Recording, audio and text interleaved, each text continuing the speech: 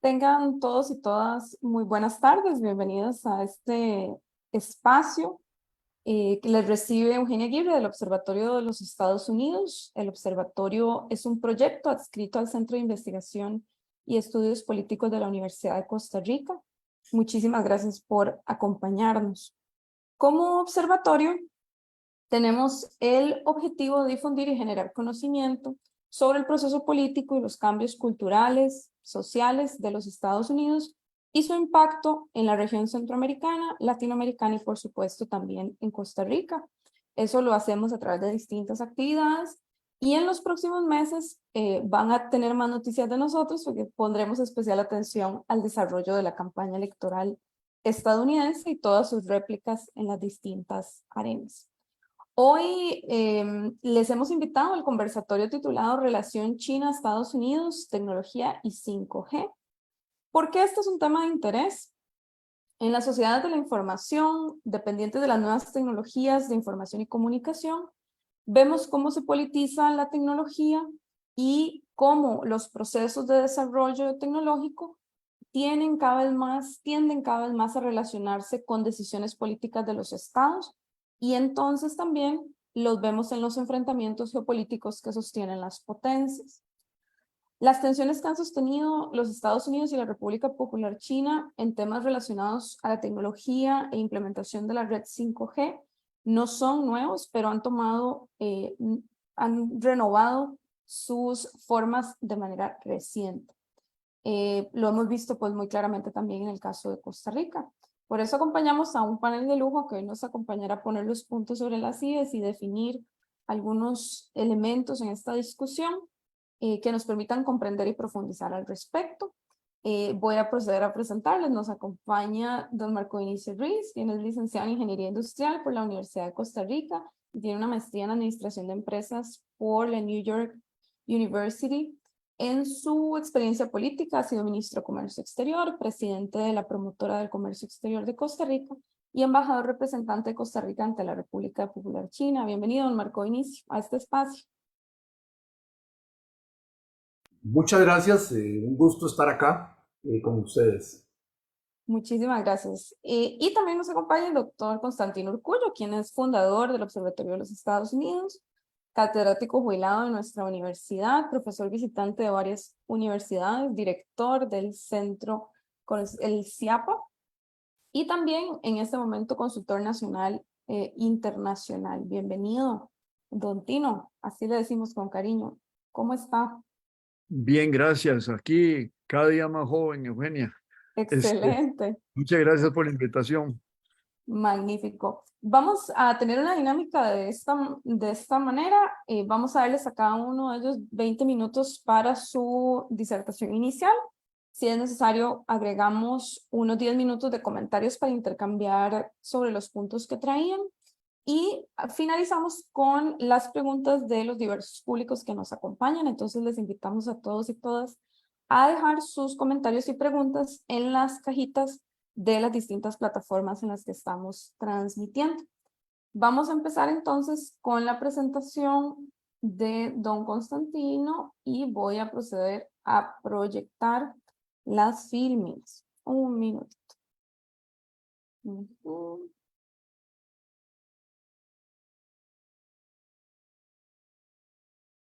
¿La estás viendo? Sí, ya la. Perfecto. Adelante, cuentas con estos primeros 20 minutos para iniciar.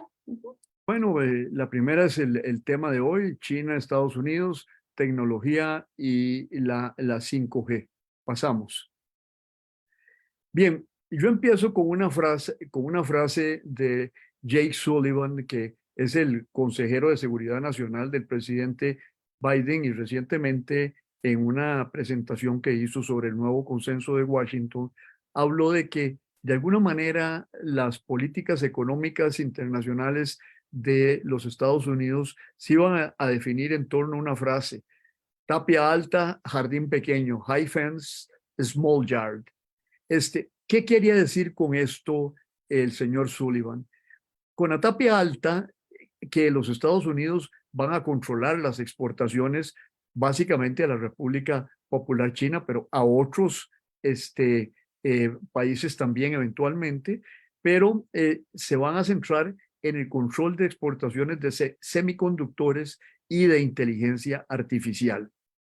Y por patio pequeño, definía el señor Sullivan que se trata de proteger tecnologías esenciales y tecnologías esenciales para la seguridad nacional de los Estados Unidos y para la competitividad económica internacional de los Estados Unidos. Podemos pasar. ¿Cómo se justifica esta cuestión de la tapia alta y el jardín pequeño? Decía el señor Sullivan y otros funcionarios, inclusive el mismo presidente Biden, han señalado que se trata de proteger a los Estados Unidos frente a las crecientes capacidades chinas en estas órbitas de la alta tecnología y asegurar que los Estados Unidos continúen siendo el líder en innovación tecnológica y que mantengan ese liderazgo. Podemos pasar. Las críticas que se le han hecho a este enfoque de la tapia alta y el jardín pequeño es que es una política demasiado proteccionista. Bueno, ya el proteccionismo venía en los Estados Unidos señalado muy claramente en la administración Trump, que impuso tarifas, pero tarifas a los productos chinos para tratar de equilibrar el déficit comercial entre ambos países. Pero este es un enfoque un poco diferente porque no es de tarifas, aunque se han mantenido las tarifas a los productos chinos por parte de los Estados Unidos, pero se trata de proteger esa parte de la economía norteamericana. La otra crítica que se le ha hecho es que podría dañar a la economía mundial al llevar a una desconexión. Y sin embargo, en los Estados Unidos, donde hay un consenso bipartidista en cuanto a enfrentar a la República Popular China, algunos plantean un enfoque más duro que el de la administración Biden para enfrentar el desafío chino y inclusive se habla de desconexión. Por eso puse esta ruptura de las cadenas, porque la interdependencia entre ambas economías es muy grande y muy fuerte y la idea de algunos es desconectarse. En inglés, decoupling. Eso es, la traducción de desconexión es mía, pero podemos pasar. La implementación de este enfoque nuevo de la tapia alta y el jardín pequeño es una visión que ya ha sido implementada en los Estados Unidos. En octubre del 2022, Biden decretó nuevos controles a las exportaciones de semiconductores y otros, y en abril del 2023 habló de la protección a la infraestructura crítica de ciberataques. Y finalmente señalan que han venido trabajando controles de exportaciones y de inversiones en ciertos terrenos críticos con aliados para coordinar con controles adicionales y enfrentar el desafío de la República Popular China. Adelante. Detrás de todo esto hay digamos, de la frase de la tapia alta y el jardín pequeño, hay una concepción que se llama de-risking. De-risking quiere decir evitar los riesgos en economía política internacional de los Estados Unidos. ¿Qué quiere decir de-risking de una manera muy general? Quiere decir reducir la exposición a riesgos relacionados con la actividad económica internacional de un Estado, en este caso de los Estados Unidos. ¿Cómo se reduce en eso?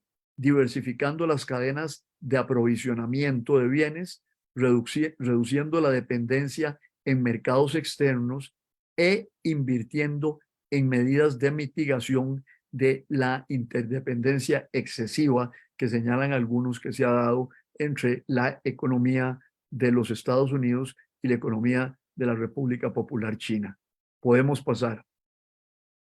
Las causas de todo esto de los riesgos que se identifican están en el aumento de las tensiones geopolíticas, básicamente en el ascenso de la República Popular China económicamente hablando.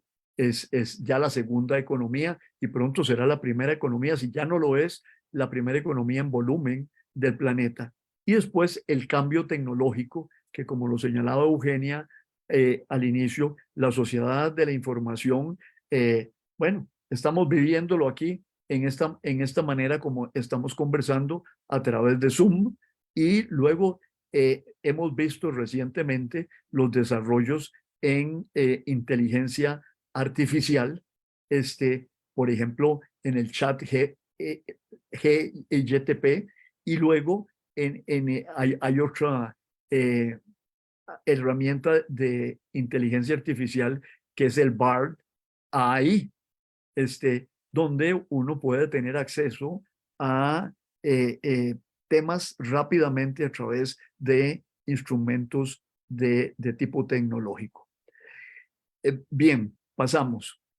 Las consecuencias del de-risking, de reducir la exposición al riesgo en economía internacional, pueden ser positivas porque pueden llegar a reducir la exposición al riesgo geopolítico de los Estados Unidos y de otros estados. La Unión Europea también ha adoptado de una manera tal vez un poco más abierta y un poquito antes la idea del de-risking. La señora van der Leyen, que es la presidenta de la Comisión Europea, se ha referido a esto con bastante detalle y permite adaptarse, eso es una consecuencia muy positiva del de-risking, a los shocks de la economía internacional más rápidamente y mejora la seguridad nacional. En el discurso del 23 de abril, el señor Sullivan habló de esto, de la necesidad de cuestionar el consenso de Washington, que estaba centrado en políticas puramente económicas, a entender que la economía internacional hoy día está vinculada a los fenómenos de tipo geopolítico. Las negativas son una creciente fragmentación de la economía global, lo que algunos llaman un inicio de desglobalización, que puede llevar a una reducción del comercio y la inversión global y a costos más altos para empresas y consumidores, porque estos costos, ¿cómo se incrementan? Porque hay que invertir en mitigación del riesgo y diversificar las cadenas de aprovisionamiento.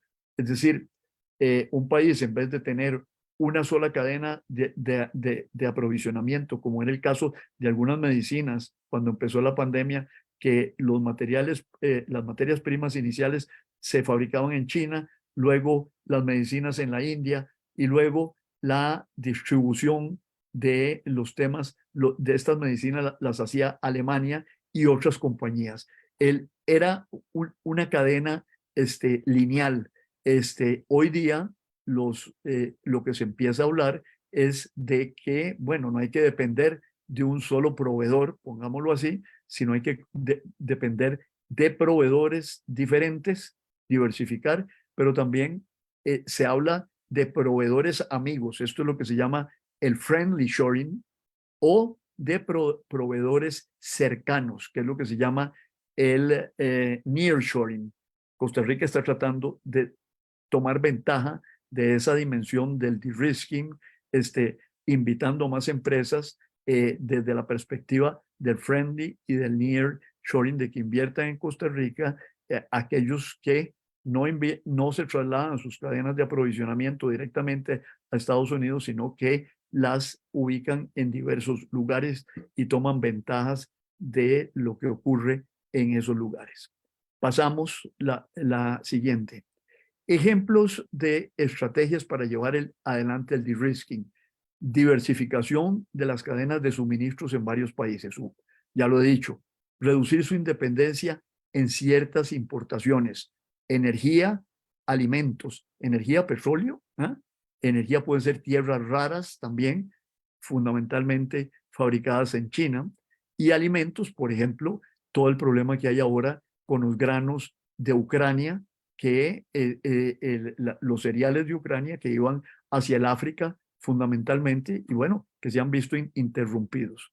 La energía, el precio del petróleo, ayer el petróleo Brent estaba en $94.5 y el que nosotros consumimos que compramos en Estados Unidos estaba en $90, pero se especula que vamos a llegar a los $100 en este momento del ciclo. Los bancos también tienden a reducir sus relaciones de negocios en países donde haya gran inestabilidad, para no exponerse a fracasos financieros. Pasamos. Y aquí caigo en el 5G en Costa Rica, que creo que es la última de las filminas. ¿Qué fue lo que pasó ahí? Bueno, el 5G es el nuevo desarrollo de Internet. Nosotros tenemos 4G en algunos lugares, pero el 5G es la onda del futuro. En esa onda del futuro, los Estados Unidos han insistido muchísimo en que los países occidentales no deberían vincularse con las compañías de 5G relacionadas con China.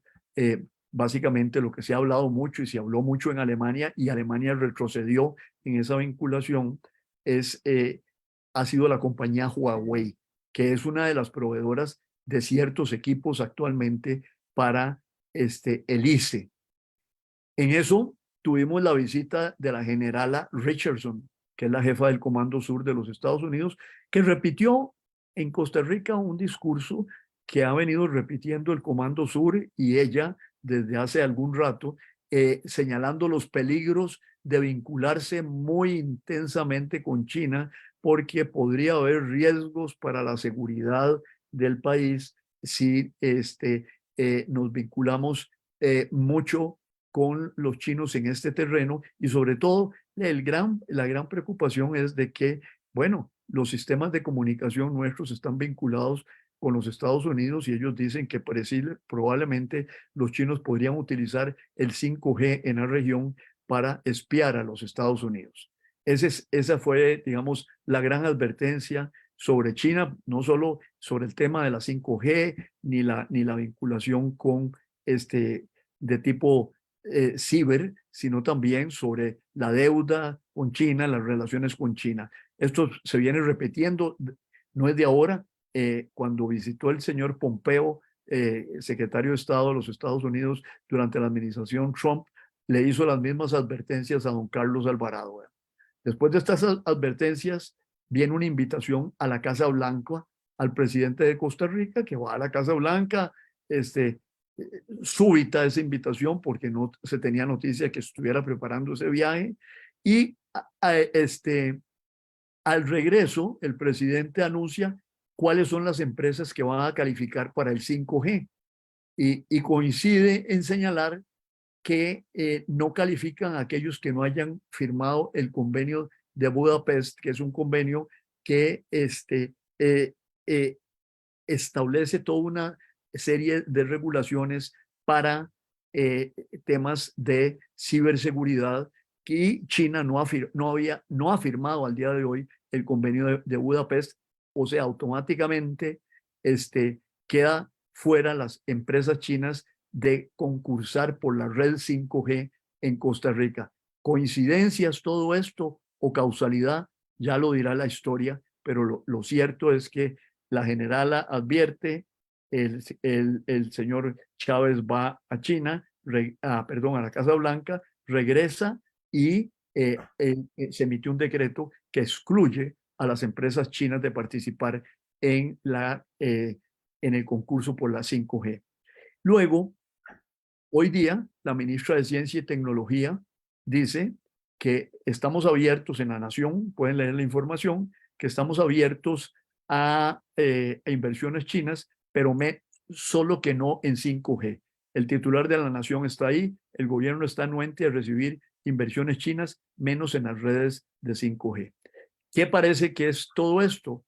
Esta parte final, que el país ha entrado en el marco de las rivalidades entre las superpotencias y que ese conflicto nos afecta a nosotros de una u otra manera, porque la reacción de la República Popular China ha sido muy enérgica, primero señalando a la visita de la general a China, de la general a Richardson, de que los países de América Latina no son el patio trasero y luego de los Estados Unidos, y luego señalando después con relación a la cuestión del concurso de las empresas chinas, se señaló muy claramente de que estas probablemente implicaban un riesgo para la seguridad vista la probabilidad de ataques cibernéticos. Ahí estamos al día de hoy en el contexto de la lucha de las grandes potencias y en el contexto de la necesidad de desarrollar ciencia y tecnología en Costa Rica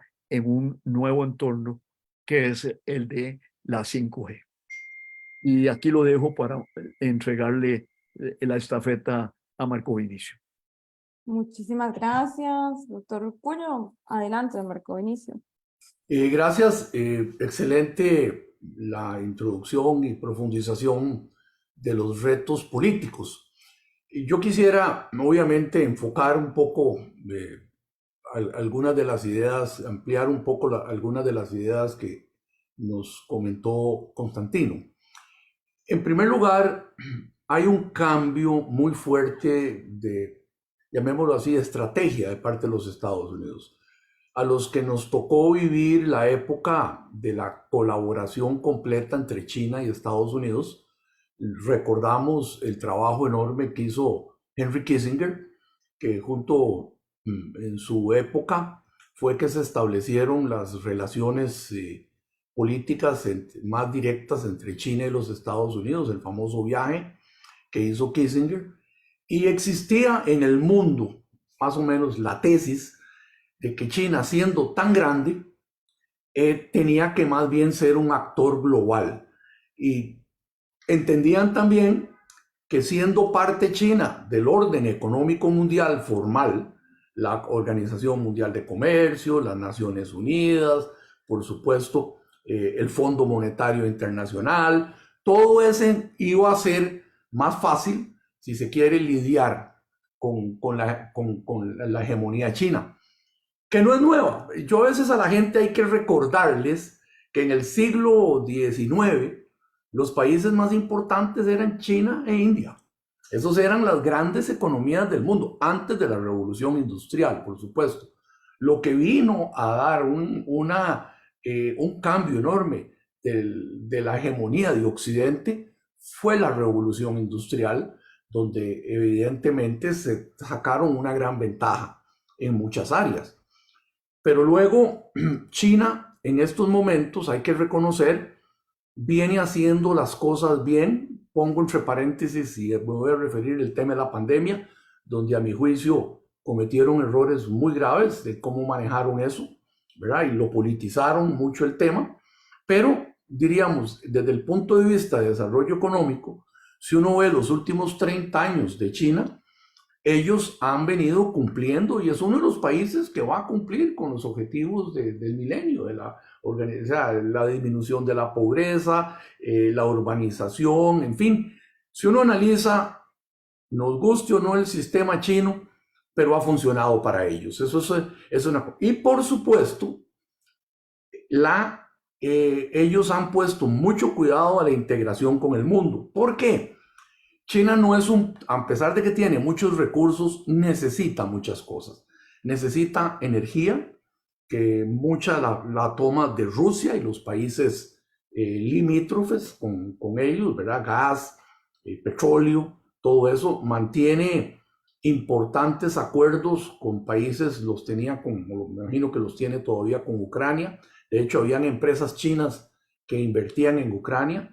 Por ejemplo, en caso de Argentina, yo sé que ellos han firmado acuerdos para desarrollar zonas enormes en la Patagonia que estaban abandonadas para sembrar materias primas y todo el tema que tienen con los recursos, llamémoslo así, mineros de países como Perú, de países como Brasil, etcétera. Entonces ellos necesitan del mundo. O sea, el propio crecimiento chino, que ha venido siendo cada vez más claro, hace que se tengan que integrar. Entonces es así como lanzan la muy reconocida iniciativa de la Franja y la Ruta, que es con el banco, si se quiere, asiático de inversiones en el centro, que busca desarrollar grandes proyectos, argumentan ellos, para integrar cadenas de suministro y de distribución de productos más eficientes en todo el mundo.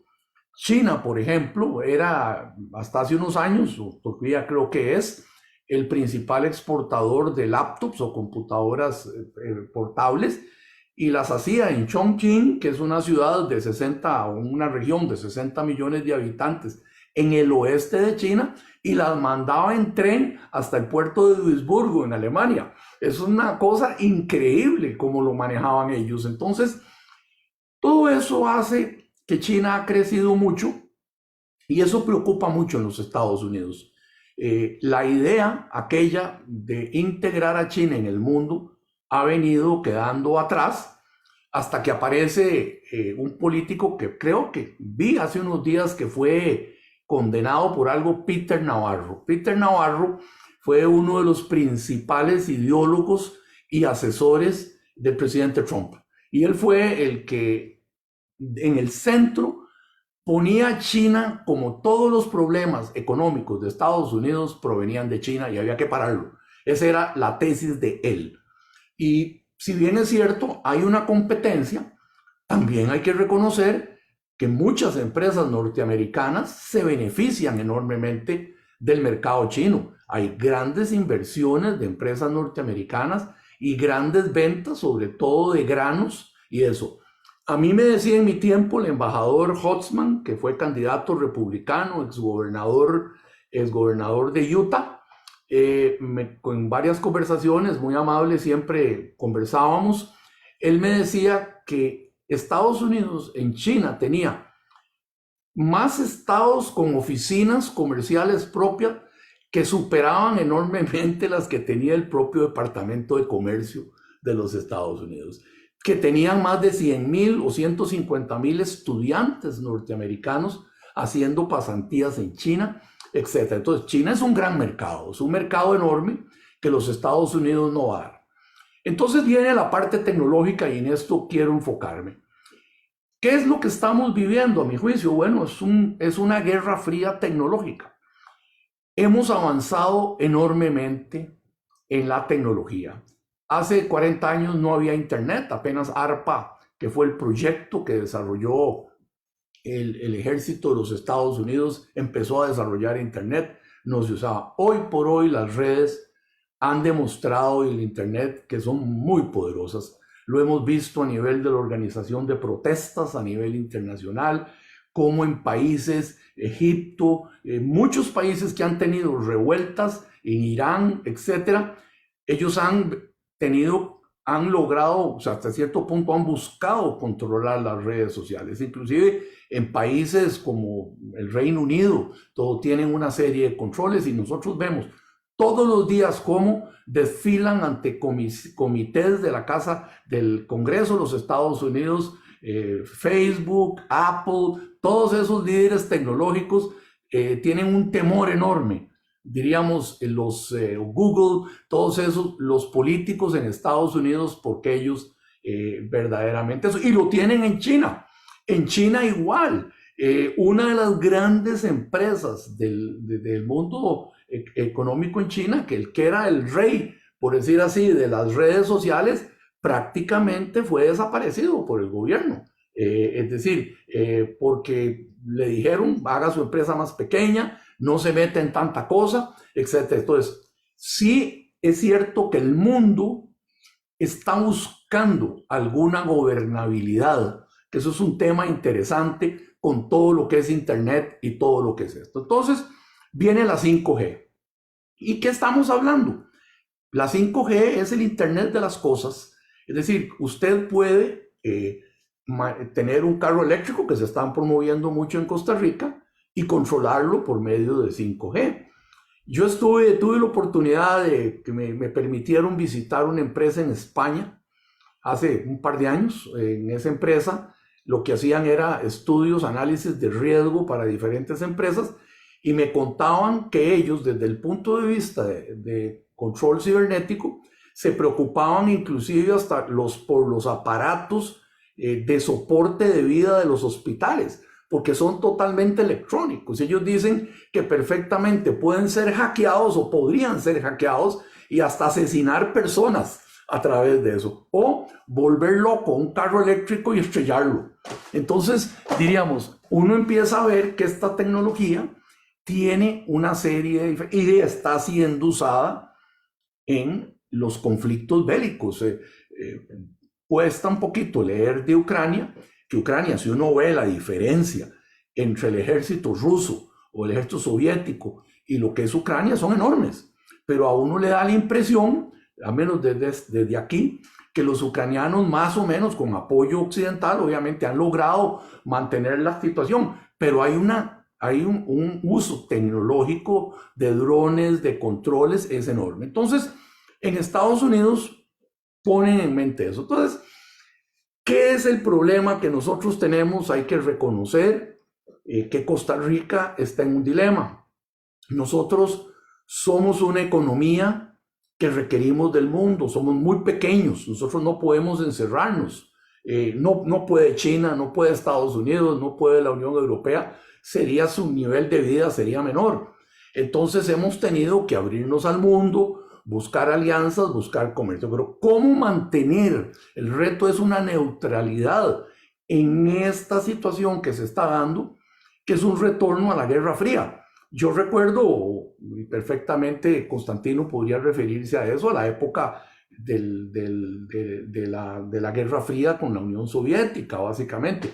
Creímos todos que por derribado los muros de Berlín, que todo eso era la hegemonía del mundo occidental, con la caída prácticamente del imperio soviético, del sistema soviético, todo iba a volver a un mundo diferente. Y hoy nos encontramos aquí. Entonces, viene el gobierno y a mí honestamente me ha preocupado mucho. Diríamos que el gobierno posiblemente se ha sentido presionado por los Estados Unidos, que tienen su manera de ver.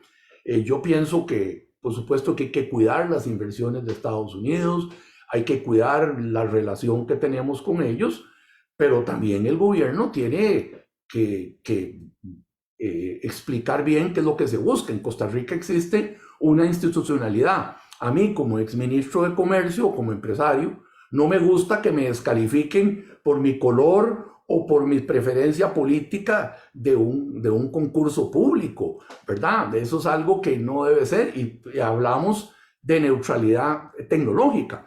Y entonces hay una ley de neutralidad tecnológica, la propia ley de telecomunicaciones y la ley de competencia tiene que ver. Este tema del 5G, a mí me parece que la Contraloría va a tener que decir algo, porque como bien lo dijo Constantino, va a significar mayores costos. El hecho de que los chinos no puedan participar, que son los más eficientes y los más agresivos a nivel internacional, pues definitivamente va a significar mayores costos. ¿Quién va a pagar esa factura? ¿Por qué el país se va a meter en eso? Entonces, lo que dice esta ley es que los operadores pueden definir las tecnologías que así consideren, siempre y cuando cumplan con los estándares de calidad, innovación, entre otros. Si ya le metemos el tema político, es eso. Yo añoro, y quiero decirles que no he conversado, por supuesto, con el ministro Tovar, pero yo me imagino cómo se están manejando las cosas en el gobierno. Pues el presidente dice, ahí van, pero COMEX no ha hablado de esto. COMEX no ha dicho si esto contraviene un tratado de libre comercio o eso. Entonces yo siento que desde el punto de vista jurídico lo que hizo el gobierno es muy débil. Es decir, y viene el convenio de Budapest también.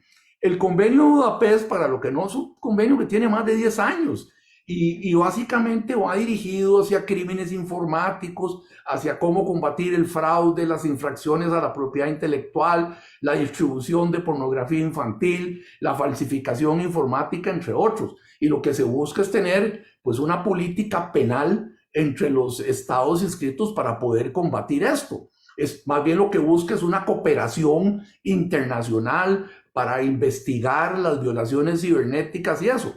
Y de hecho, los países que han avanzado, que han ajustado su legislación, como Argentina, Chile, Brasil, México y Colombia, todos lo han hecho a través de leyes, nunca decretos. Entonces el gobierno brinca con un decreto que para mí está sacado de la manga, posiblemente por lo que mencionaba Constantino, y esto no me suena, honestamente, inclusive el hecho de que no fue sometido a consulta pública como normalmente se hace. Es decir, yo soy de la tesis que esto no va a poderse sostener ya en un análisis riguroso legal y va a meter al país en una situación, pero Estados Unidos tiene que entenderlo porque tenemos una institucionalidad. Yo recuerdo cuando yo era embajador en China, llegaba un funcionario chino y me decía, mire, es que la gente de mi empresa tiene que estar mañana en Costa Rica. Mire, es que no tienen visa, no pueden entrar. Pero es que usted es el embajador y usted puede dar una visa mañana. No puedo darla. Existe una división de poderes, existe departamentos. Esas cosas tienen que hablarse. Es decir, no puede ser que yo sea el mandamás y que yo pueda hacer todo. Y yo creo que aquí el gobierno va a tener que andar con muchísimo cuidado al respecto. Entonces, lo que yo estoy viendo y quiero enfocarme es cómo Costa Rica tiene que enfrentar estos retos, porque somos amigos de los chinos, podemos ser más amigos de los norteamericanos porque hay mucho más presencia, pero seamos claros, el poder o la presencia de Estados Unidos en Costa Rica es infinitamente superior a la China. Estamos hablando de cosas muy pequeñas. Si usted puede analizar cuánta inversión tiene acumulada a lo largo de 25, 30 años los Estados Unidos y vemos cuánta inversión acumulada tiene China en Costa Rica, nada que ver. Posiblemente hasta tenga más inversión Colombia, por ejemplo, o otros países. Entonces estamos ante un nuevo mundo. El gobierno tiene que manejarse con muchísimo cuidado cómo enfrentar esto y no caer en aquel problema de que o sos mi amigo o sos mi enemigo. No, el país tiene sus intereses, quiere comerciar, quiere trabajar con los diferentes bloques y eso es lo que tenemos que decir. Hasta aquí llego en esta parte, Eugenia y Constantino. Muchísimas gracias a don Marco y a ambos por esta primera apertura.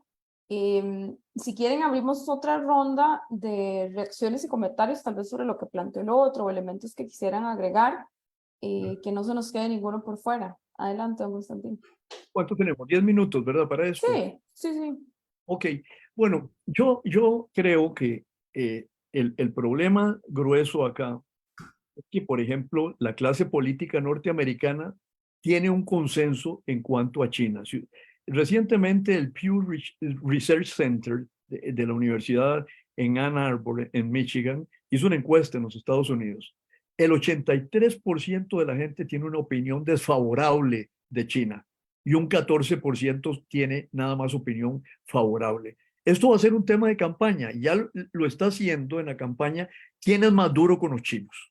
Porque la gente tiene una reacción negativa hacia China. Y esto va a formar todavía más la política exterior de los Estados Unidos en el sentido de acrecentar la dimensión de la competencia y el enfrentamiento, aunque en las últimas semanas ha habido varias visitas de altos funcionarios norteamericanos. La señora Janet Yellen estuvo allá, la secretaria del Tesoro, estuvo Gina Raimondo, encargada de comercio, y bueno, han conversado. Es decir, sin embargo, el progreso de esas conversaciones. Entonces, como Marco lo decía muy bien, la dimensión de ese enfrentamiento nos supera ampliamente a nosotros. Nos supera ampliamente a nosotros. Y yo creo que el presidente de Costa Rica usó una metáfora que tiene una parte de verdad y tiene otra parte de ilusión. La parte de verdad es que cuando dos elefantes se pelean y nosotros somos un ratón, lo mejor es no meterse en el medio, ¿verdad? De los dos elefantes. Algo que yo en mis cursos de política internacional les decía, analizando la relación con Estados Unidos, y era que yo les decía, miren, si ustedes duermen en la misma cama con un elefante, con una superpotencia, tienen que aprender a qué hora se levanta el elefante a orinar, cuándo da vuelta hacia la izquierda y cuándo da vuelta a la derecha, cómo mueve la trompa, dónde la coloca, porque si usted no conoce, y ese es el objetivo del Observatorio de los Estados Unidos, conocer a la superpotencia con la cual convivimos en una zona geográfica importante. En estos momentos, la parte correcta de la metáfora del presidente Chávez es la confrontación entre los dos elefantes. La parte incorrecta es pretender que uno va a ser neutral en esa confrontación y que uno se puede quedar al lado y ver el asunto. No va a ser así. Si la temperatura crece, en algún momento nos van a exigir definiciones chinos o norteamericanos.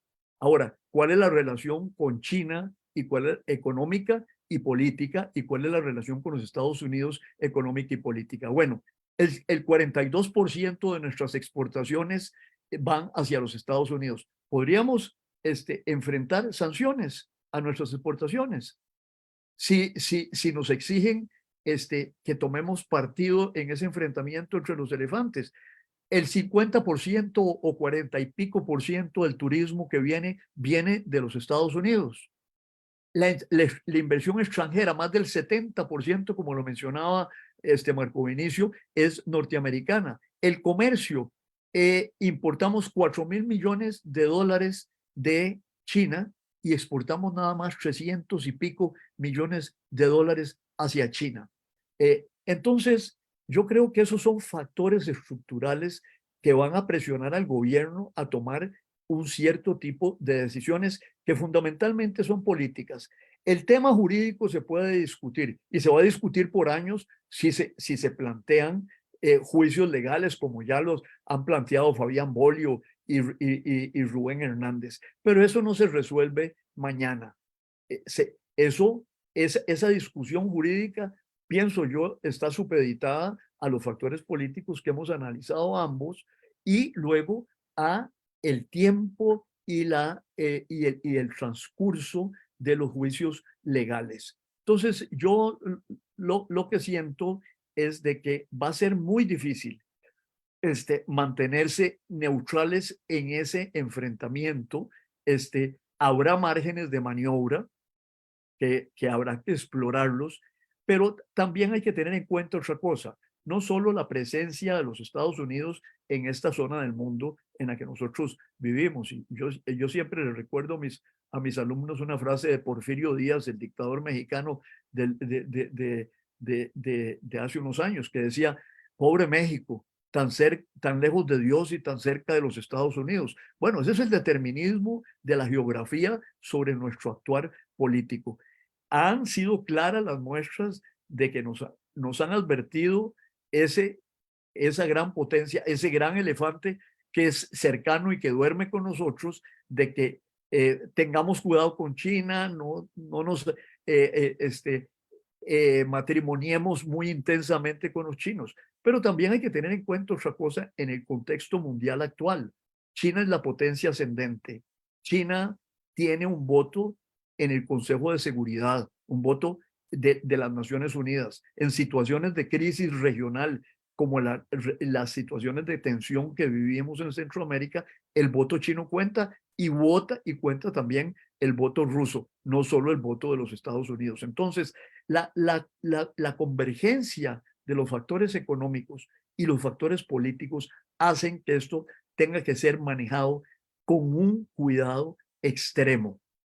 No solo por la cuestión de tipo jurídico, que hay que prestarle atención a eso, pero como digo, eso va a llevar su tiempo, sino por la cuestión de tipo político, porque, bueno, hay otros temas en agenda en la relación con Estados Unidos, el tema migratorio, donde nos están diciendo indirectamente: paren ese flujo migratorio, les podemos ayudar a parar ese flujo migratorio, pero como con el narcotráfico, la estrategia nuestra en la región, y con esto termino, es lo que se llama el forward defense, la defensa avanzada. Entonces, en vez de tener que estar lidiando con la migración en la frontera con México, van a lidiar con la migración en el tapón del Darién. En vez de estar lidiando con Huawei en los Estados Unidos, que ya lo han hecho, lo van a lidiar en las zonas periféricas de los Estados Unidos, y es muy fácil lidiarlo en un país pequeño que puede ser sujeto de grandes presiones de tipo económico y político. Esa es mi visión del tema. Reacciones, don Marco. Sí, claro. Bueno, yo pienso que lo lógico aquí, creo que estamos claros de esa discusión, veamos, lo que se llama, no sé, Constantino, que creo que era Tully, o Tully, el famoso que escribió que cuando dos potencias luchaban, siempre había una guerra. Tucídides, Tucídides. Tucídides, exactamente. Y eso es lo que de ahí, el mundo tiene que evitar, digamos, Costa Rica debe abogar porque exista un entendimiento entre China y Estados Unidos. Yo creo que todo el mundo tiene que buscar eso y que haya cooperación. De hecho, me parece que en el tema climático pueden llegar a acuerdos importantes. Es decir, la agenda no se debe concentrar en un solo tema. Entonces, igual con nosotros. Nosotros debemos buscar áreas de cooperación con China que sean de mutuo beneficio. Yo mencioné, por ejemplo, toda la parte de desarrollo, de sostenibilidad, manejo de bosques. A nosotros nos interesa la tecnología de autos eléctricos, por ejemplo, que el país, que tengamos un transporte público. Yo siempre, Estados Unidos no nos va a ayudar mucho en eso. Ahora que estuve la semana pasada en Nueva York, tomé un tren de esos del LRR, Long Island Railroad, el que va por Nueva York. Cuando yo lo comparo con un tren de los que tomaba en Shanghai, o eso, nada que ver. Hay una diferencia de 50 años en tecnología. Entonces, obviamente los trenes, el transporte, China está mucho más avanzado y son cosas que nos benefician. Yo creo que en esos temas no está abierto. Constantino mencionó la necesidad de tener una observancia de lo que pasa en Estados Unidos. Comparemos con nuestro conocimiento de China. Y hasta ahora estamos nombrando un embajador que no se ha ido todavía. Hasta ahora estamos nombrando después de 2 años de gobierno. Digamos, en los últimos 2 años no ha habido embajador en China. Entonces, realmente Costa Rica no tiene una noción de cómo se mueven las cosas allá, ¿verdad? Es decir, y eso es en este momento de esa discrepancia, es una debilidad enorme de país. Costa Rica tiene que entender cómo lidiar. Hay muchos países que lo están haciendo y lo están haciendo bien. Voy a dar el caso, claro, es un país muy poderoso, Alemania. Alemania siempre ha tenido una relación muy especial con China.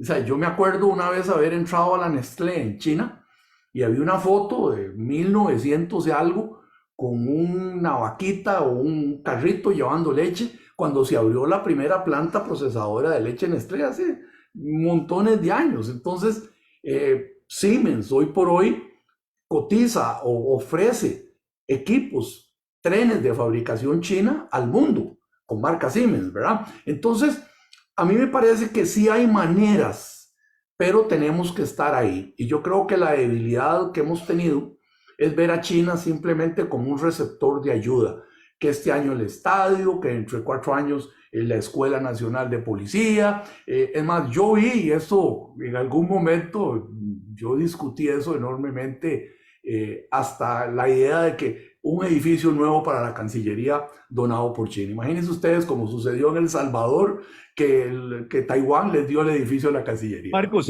si me permites una interrupción. Sí, claro. Acordate una vez que fuimos a una cena en Embajada China con unos muchachos que trabajaban las exportaciones, etcétera. No sabían nada de China. Y yo les dije una frase: mire, ustedes tienen que entender una cosa, que China no es exclusivamente un mercado. China es una nación, es una cultura. Entonces, si vamos a tener gente ahí, no se puede mandar a cualquiera. ¿Ah? Mandamos un señor que lo tuvieron que traer en el gobierno anterior porque él estaba utilizando el puesto para que su hijo se colocara en el mundo del entretenimiento en China. Un ridículo, pero espantoso. Tenemos un instituto Confucio aquí en la Universidad de Costa Rica que debía profundizar en en la difusión de la cultura china de una manera mucho más amplia y desarrollar los estudios chinos en la Universidad de Costa Rica. Bueno, hemos estado desarrollando este observatorio de los Estados Unidos. Perfectamente podríamos desarrollar un observatorio de la vida política china, Eugenia. Pero Marco, yo creo que tenés una gran razón, digamos, en el sentido de que a mí me parece que no se puede nada más esperar el regalo y tener la mano tendida, sino hay que entender a ese actor Sí. muy claramente y con buen conocimiento. No, no, en eso hemos fallado. Yo creo que la Cancillería ha fallado en eso, definitivamente. Tenemos que tener, si queremos una relación especial y hemos firmado convenios de relación estratégica y todo, tenemos que conocer eso súper bien. Es decir, yo creo que ahí es uno de los grandes retos, dado la situación que se da, así como tienen ustedes un observatorio de Estados Unidos y eso, tenemos que tener un observatorio de la situación en China. Otras universidades lo tienen en el mundo. Yo he visto mucha actividad. Países como Australia, por ejemplo, tienen centros de pensamiento y eso enormes, ¿verdad? Aquí cerca México, creo que ha dedicado bastante tiempo la UNAM al respecto. Eso tiene que venir, o sea, yo creo que estamos tarde. Desconocemos qué piensan en la segunda potencia mundial, llamémoslo así, cómo se está viendo, y lo que mandamos es un embajador con un par de asistentes a 14 horas de diferencia y juégueselas, ¿verdad? Y tampoco uno encuentra en Cancillería como un equipo de gente especialista en China. Yo recuerdo las conversaciones mías con el embajador británico o con el embajador hindú de la India, ¿verdad? Cómo se organizan ellos. Tienen equipos enormes en el país que están todo el tiempo estudiando y mandan las instrucciones y los análisis de lo que está pasando. Y ahí el país tiene que invertir. Yo estoy de acuerdo con el canciller Arnoldo André, que dice que no tantas embajadas y eso. Tal vez la presencia ya no tiene que ser masiva, pero el estudio aquí y el análisis de lo que está pasando en esos lados no debe escatimarse, y ahí es donde yo creo que hemos fallado. Entonces, creo que el tema ahorita y 5G va a ser un test importante, cómo el país va a enfrentar esto. Yo mantengo que si los interesados llevan esto a las cortes, el gobierno va a tener que echar para atrás y tienen que buscar otra manera. Yo creo que lo de Budapest no es para eso. Honestamente, yo lo he analizado, lo he conversado con expertos. Esa es una salida ahí medio elegante, digamos, pero no es así. Y más bien contraviene muchas de las disposiciones en eso. Pero entiendo y soy consciente de lo importante que es la relación con los Estados Unidos.